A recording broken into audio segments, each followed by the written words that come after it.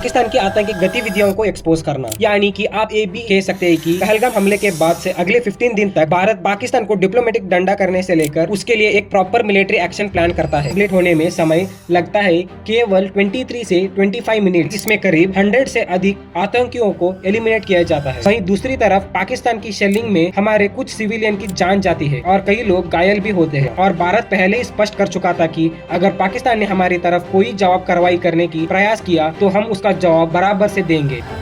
हमने तय कर लिया है, उस कांटे को निकालते रहेंगे। तो उसे एक ऐसा डोज देना पड़ेगा जिसके बाद उसे समझ में आ जाए कि अगर अभी भी वो नहीं रुका, शायद एक था पाकिस्तान तय है।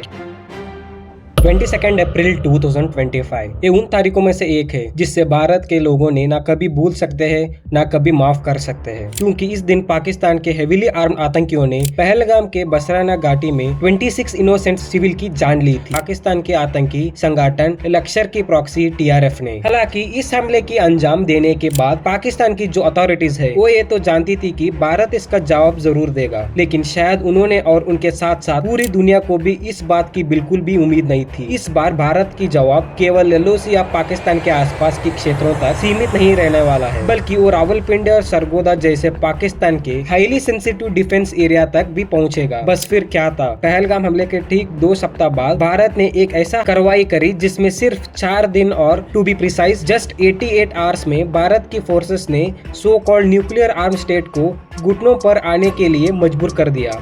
और इस ऑपरेशन का नाम था operation Sindhu. Operation Sindhu will always be remembered as a proud achievement for India because it showed the courage, determination, and dedication of our armed forces who worked with great confidence to protect the nation and ensure the safety of its people. The success of this operation reflects the strength, unity, and discipline of our soldiers. 22 अप्रैल 2025 से लेकर 7 मई 2025 की सुबह तक ये जो 15 दिन का समय होता है, इस समय में भारत खाली नहीं बैठता है। इस दौरान भी भारत के द्वारा पाकिस्तान के खिलाफ कई सारे नॉन मिलिट्री एक्शन लिए जाते हैं, जिससे कि इंडस वाटर ट्रीटी को सस्पेंड करना और इंटरनेशनल लेवल पर डिप्लोमेसी को माध्यम से पाकिस्तान की आतंकी गतिविधियों को एक्सपोज करना। यानी कि आप ये भी कह सकते हैं कि पहलगाम हमले के बाद से अगले 15 दिन तक भारत पाकिस्तान को डिप्लोमेटिक डंडा करने से लेकर उसके लिए एक प्रॉपर मिलिट्री एक्शन प्लान करता है और इस दौरान टारगेट लॉक किए जाते हैं, वेपन्स डिसाइड्स होते हैं और फिर समय आता है 7 मई 2025 का। समय सुबह 1 बजे से 1:30 बजे के बीच का और ये था पाकिस्तान के लिए रेथ ऑफ गॉड वाला मोमेंट।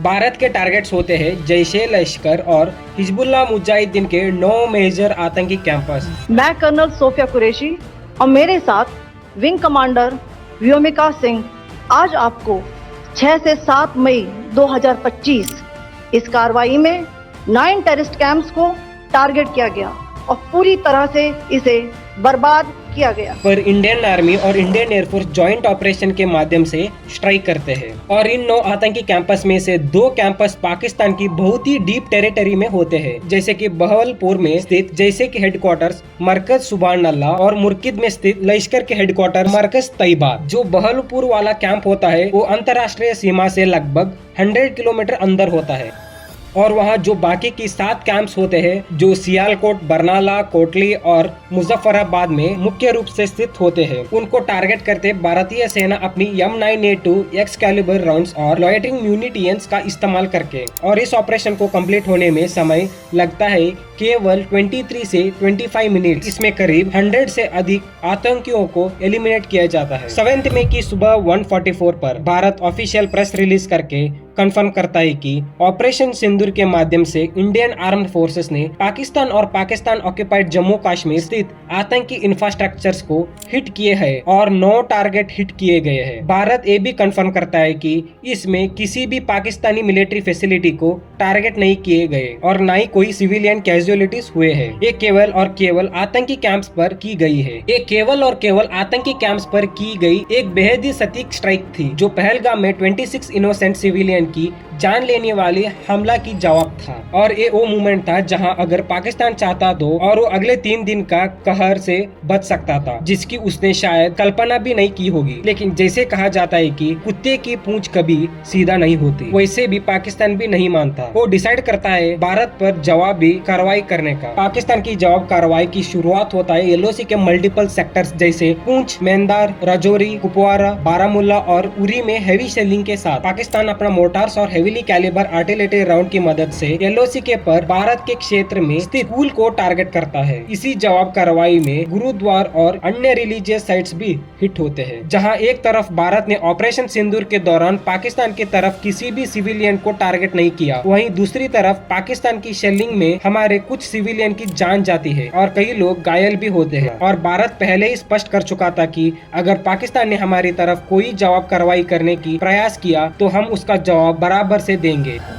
अब हमने तय कर लिया है, उस कांटे को निकाल के रहेंगे। तो फिर शुरुआत होती है 8 मई की। पाकिस्तान चाइनीज और टर्किश ओरिजिन की ड्रोन्स का इस्तेमाल करके अब भारत की मल्टीपल मिलिट्री पोजीशन को टारगेट करने का प्रयास करता है। पाकिस्तान का एस्केलेशन अब आर्टिलरी से लॉन्ग रेंज अटैक्स में बदल चुका था। इसमें पाकिस्तान नॉर्दर्न और वेस्टर्न थिएटर पर भारत के दर्जन भर टारगेट का खिलाफ एक कोऑर्डिनेटेड ड्रोन्स और रॉकेट से स्ट्राइक करता है। पाकिस्तान के निशान पर होते हैं श्रीनगर, जम्मू कश्मीर, पठानकोट, अमृतसर, लुधियाना, भूज जैसे महत्वपूर्ण एयरबेस और सिटीज। लेकिन पाकिस्तान की इस ड्रोन और रॉकेट अटैक को भारत के लेयर्ड एयर डिफेंस और काउंटर ड्रोन ग्रिड बहुत ही सफलतापूर्वक इंटरसेप्ट करता है। यानी बिल्कुल क्लियर था कि पाकिस्तान की पहली वेव को भारत ने बिना किसी बड़े नुकसान के रोक दिया था। और फिर जवाबी कार्रवाई का तौर पर 8 मई को भारत भी पाकिस्तान की मल्टीपल लोकेशन पर स्थित उनको एयर डिफेंस रेडार्स और सिस्टम को डिस्ट्रॉय करता है, जिसमें शामिल है लाहौर का एयर डिफेंस रेडार, जिसमें LY-80 एयर डिफेंस सिस्टम भी आता है। इसके अलावा कराची का HQ-9 एयर डिफेंस सिस्टम और पंजाब के गुजरानवाला के पास वाला रडार सिस्टम। इन्हें डिस्ट्रॉय करने के लिए मुख्य रूप से कामिकाज और लॉयटरिंग यूनिटन्स का इस्तेमाल किया जाता है, जबकि Chinese HQ-9 air defence system का डिस्ट्रॉय करने के लिए एक इंडियन मिसाइल का इस्तेमाल किया जाता है। ये वो समय था जब ऑपरेशन सिंदूर के एक बहुत बड़ा लेवल का एयर और एयर डिफेंस कैंपेन बन चुका था, और जब भारत को लगता है कि अगर पाकिस्तान को रोकना है तो उसे एक ऐसा डोज देना पड़ेगा जिसके बाद उसे समझ में आ जाए कि अगर अभी भी वो नहीं रुका, शायद एक था पाकिस्तान तय है। क्योंकि 9 मई की रात Pakistan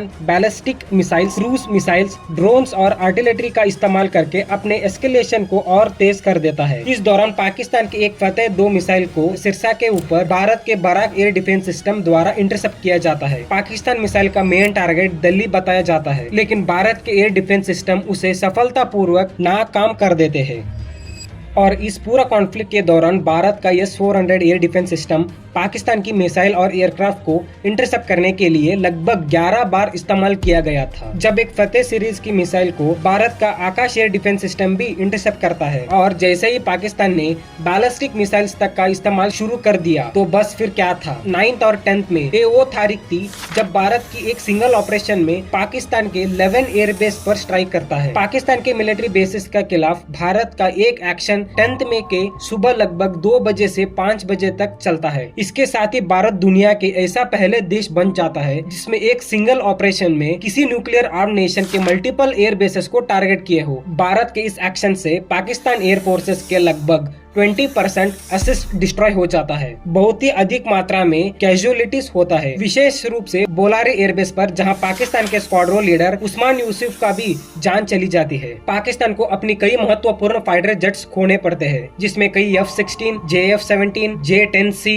AWACS aircraft, 2 high value surveillance aircraft, एक C-130 military transport aircraft, multiple radars और air defence system sites HQ-9 जैसे चाइनीज एयर डिफेंस सिस्टम और अन्य कई मिलिट्री असिस्ट शामिल होते हैं। इन एयर बेसेस को टारगेट करने के लिए भारत लॉयटरिंग यूनिटन्स से लेकर air launched BrahMos supersonic cruise missiles तक का इस्तेमाल कर देता है। वहां भारत का S-400 एयर डिफेंस सिस्टम लगभग 300 किलोमीटर दूर स्थित पाकिस्तान के AWACS एयरक्राफ्ट को शूट डाउन करके दुनिया की सबसे long range surface to air kill का रिकॉर्ड भी बताता है। पाकिस्तान की जिन 11 एयरबेस को टारगेट किए जाता है उनमें शामिल है Noor Khan airbase, Sargodha airbase, Bholari airbase, Rafiqui airbase, Murid airbase, Shahbaz airbase, Rahim Yar Khan Chunian airbase, Sialkot airbase, Pasrur airbase. इनमें से रहीम यार खान चुनिया, मुरीद, रफीक, बोलारी, सरगोदा और नूर खान एयरबेस पर भारतीय मुख्य रूप से ब्राह्मोस और स्कैल्प मिसाइल्स का इस्तेमाल करता है। इन एयरबेसेस पर हुई भारत की सटीक स्ट्राइक के सबूत बाद में सैटेलाइट इमेजेस के माध्यम से सामने आता है, जिन्हें भारत शेयर करता है और ग्लोबल मीडिया भी बाद में एक्नॉलेज करता है। और जबकि ओपन सोर्स इंटेलिजेंस के कुछ रिपोर्ट सामने आती है कि पाकिस्तान का किराना हिल्स, जहां पाकिस्तान की न्यूक्लियर साइट मानी जाती है, उसके पास भी बॉम्ब्स गिरने की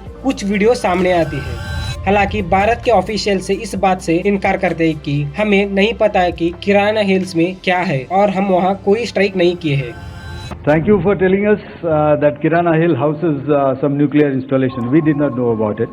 We've not hit Kirana Hills, whatever is there. Turning point था जहां पाकिस्तान को लगने लगता है कि अगर उसने इस आगे एस्केलेशन किए तो उसके पास कोने के लिए शायद कुछ भी नहीं बचेगा। फिर आता है 10 मई का दिन। पाकिस्तान के DGMO अपने भारतीय काउंटर पार्ट को कॉल करते हैं और केस फायर को प्रपोजल पेश करते हैं। लेकिन इस 4 दिनों और 88 घंटों के अंदर भारत ने पाकिस्तान को पूरी तरह से घुटनों पर आने के लिए मजबूर कर दिए। और एक और इंटरेस्टिंग फैक्ट है कि जहाँ की एक तरफ हवा और जमीन पर भारत की एयरफोर्स और आर्मी पाकिस्तान को उसकी सही जगह दिखाने में लगी हुई थी, वही दूसरी तरफ समुद्र में भारतीय नेवी, जिसे हम कंट्री मेकर भी कहते हैं, वो भी पूरी तरह से कराची पर स्ट्राइक करने के लिए स्टैंड बाय पर थी। भारत ने ये भी डेमोन्स्ट्रेट किया कि न्यूक्लियर राइवल्स के बीच भी कंट्रोल एस्केलेशन पॉसिबल है अगर आपके टारगेट और पॉलिटिकल ऑब्जेक्टिव्स बिल्कुल क्लियर हो। भारत ने ये भी डेमोन्स्ट्रेट किया कि मिलिट्री कैंपेन और कैसे लॉन्च किए जाते हैं और कैसे उसे अपने टर्म्स पर खत्म किया जाता है। ऑपरेशन को अंजाम देने के लिए भारत ने जो वेपन्स इस्तेमाल किया था वो भी बहुत ही सोच समझकर चुने गए थे। इसीलिए भारत ने किसी भी सरफेस टू सरफेस मिसाइल्स का इस्तेमाल नहीं किया था। भारत का इस्तेमाल किया गया वेपन्स में मुख्य रूप से शामिल थे air launched BrahMos supersonic cruise missile जो Su-30 MKI फाइटर जेट से लॉन्च किया गया था, स्कैल्प और हैमर वेपन्स जो राफेल फाइटर से लॉन्च किया गया था, वारमेट 5.0 रैम्पेज मिसाइल, एक्सकैल्यूबर एम्यूशन, नागास्त्र लॉइटरिंग यूनिटन, इनका विशेष रूप से इस्तेमाल किया गया।